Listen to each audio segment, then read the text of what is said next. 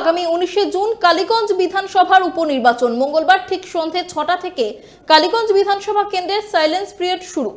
এই বিধানসভা উপনির্বাচন role model হতে চলেছে দেশজুড়ে সমস্ত নির্বাচনের ক্ষেত্রে।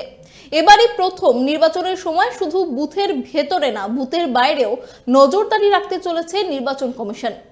কালীগঞ্জ বিধানসভার উপনির্বাচনের জোর প্রস্তুতি শুরু হয়েছে। মূলত তৃণমূল বিধায়ক নাসিরউদ্দিন আহমেদের মৃত্যুর জেরে উপনির্বাচন।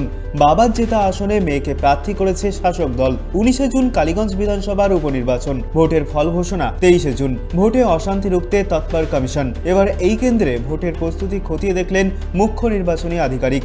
কালীগঞ্জে পৌঁছেছেন নদিয়ার জেলাশাসক, সমস্ত অতিরিক্ত জেলাশাসক, জেলার পুলিশ সুপার, জেলার দায়িত্বপ্রাপ্ত নির্বাচনী আধিকারিকরা এবং পুলিশ কর্তৃপক্ষের সঙ্গে দফায় দফায় বৈঠক করেন মুখ্য নির্বাচনী আধিকারিক। অবাধ ও সুষ্ঠু নির্বাচন করতে একাধিক আলোচনা হয় বলে জানা যায়। কালীগঞ্জ বিধানসভা উপনির্বাচনে ভোটের দিন ভুয়ো ভোটার বা বহিরাগতদের আটকাতে কড়া পদক্ষেপ করল নির্বাচন কমিশন।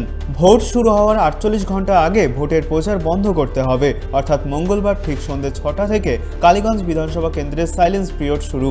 সাইলেন্স পিরিয়ড শুরু থেকে ভোট প্রক্রিয়া শেষ না হওয়া পর্যন্ত কালীগঞ্জ বিধানসভা এলাকায় কোনো বহিরাগত থাকতে পারবেন না। আর এই বহিরাগতরা গোটা কালীগঞ্জ জুড়ে যাতে থাকতে না পারে সেই জন্য নদিয়া জেলা পুলিশ প্রশাসনকে 5 দফা নির্দেশ দিয়েছেন রাজ্যের মুখ্য নির্বাচনী আধিকারিক মনোজ আগরওয়াল। কমিশনের তরফে জানানো হয়েছে বিশেষ ওয়েবকাস্টিং গাইডলাইন, যা দেশের মধ্যে প্রথমবারের জন্য পূর্ণাঙ্গভাবে কার্যকর হতে চলেছে 19 জুনের নির্বাচনে। নদিয়ার কালীগঞ্জ সহ দেশের মোট 5টি বিধানসভা কেন্দ্রে উপনির্বাচনে এই গাইডলাইন কার্যকর হবে। গাইডলাইনে উল্লেখ, দেশের সমস্ত বুথে থাকবে 100% ওয়েবকাস্টিং এর ব্যবস্থা।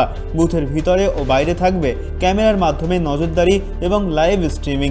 একই সঙ্গে রাজ্য, জেলা এবং বিধানসভা ভিত্তিক পৃথক কন্ট্রোল রুম থাকবে, যেখান থেকে সজাগ দৃষ্টি রাখা হবে নির্বাচনের উপর। প্রতিটি স্তরে একজন করে নোডাল অফিসারকে দায়িত্বে রাখা হবে। তাদের দায়িত্ব হবে ওয়েবকাস্টিং সুষ্ঠুভাবে পরিচালনা করা এবং ভোটের 2 দিন আগে থেকেই ড্রাই রান সম্পন্ন করা। বুথে অতিরিক্ত ভিড় এড়াতে নির্দেশ দেওয়া হয়েছে। বুথের ভিতরে 4 জনের বেশি একসঙ্গে থাকা যাবে না।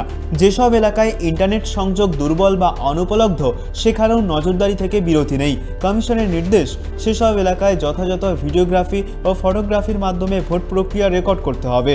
এনসিসি ক্যাডাররা বুথের বাইরে একটি বিশেষ উপায়ে মোবাইল রাখার দায়িত্ব পালন করবে।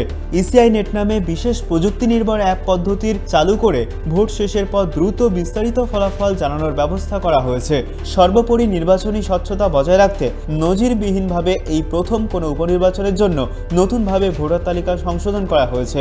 শুধু গণতান্ত্রিক বা সাংবিধানিক অধিকার প্রয়োগের বিষয়টি গুরুত্বপূর্ণ নয়, একই সঙ্গে নির্বাচন পরিচালনার ক্ষেত্রে নির্বাচন কমিশনের দক্ষতা, যোগ্যতা, স্বচ্ছতা এবং নিরপেক্ষতা বজায় রাখা এই উপনির্বাচনের মূল চ্যালেঞ্জ। এই নির্বাচনকে মহড়া ধরে নিয়েই আগামী 2026-এর বিধানসভা সাধারণ নির্বাচনকে মডেল করতে চাইছে নির্বাচন কমিশন। ভোটারদের ভোটাধিকার প্রয়োগে সাহস যোগাতে এবং নির্ভয়ে ভোটদানে উদ্বুদ্ধ করতে ইতিমধ্যেই কালীগঞ্জে 14 কোম্পানি কেন্দ্রীয় বাহিনী মোতায়েন রয়েছে, যারা নির্দিষ্ট পরিকল্পনা মাফিক শুধু বুথের ভিতরেই নয়, বুথের বাইরে এমনকি সংলগ্ন এলাকায় নির্বাচনী স্বচ্ছতা বজায় রাখতে প্রতিটি কিউআরটি ভ্যান ও নিরাপত্তারক্ষীদের গাড়িতে ক্যামেরা বসানোর ব্যবস্থা করা হয়েছে। অভ্রদীপ দাসের রিপোর্ট, ট্রাইব টিভি বাংলা।